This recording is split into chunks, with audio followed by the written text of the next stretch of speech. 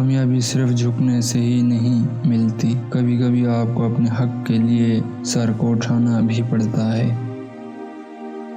جب تم ہر چیز سے تھک جاؤ تو صرف کچھ دیر کے لیے اللہ تعالیٰ کے سامنے بیٹھ جاؤ، تمہاری مشکلوں کا وزن کم ہو جائے گا۔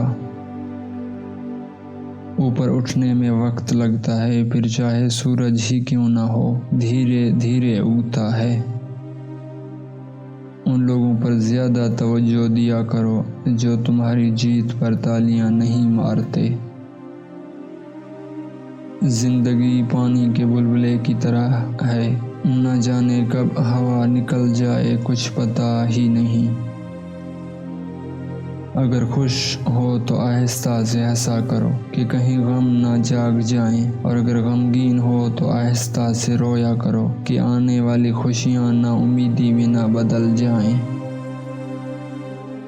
خوش ہونا ہے تو تعریف سنیے، اور اگر بہتر ہونا ہے تو تنقید سنیے۔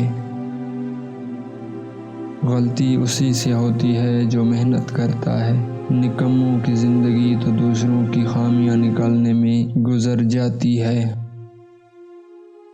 برا وقت انسان کو اتنا نہیں توڑتا جتنا برے وقت میں اپنوں سے لگائی گئی امیدیں توڑ دیتی ہیں۔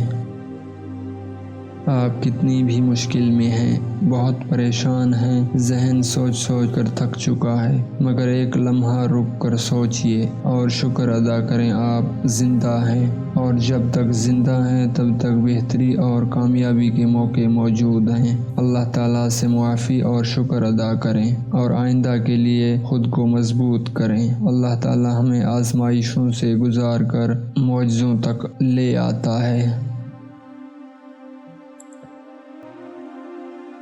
دو چیزوں سے کتنی ہی محبت کیوں نہ ہو ختم ہو جاتی ہے، اول ایک دوسرے پر اعتبار ختم ہو جائے، دوم محبت میں بدگمانی آ جائے۔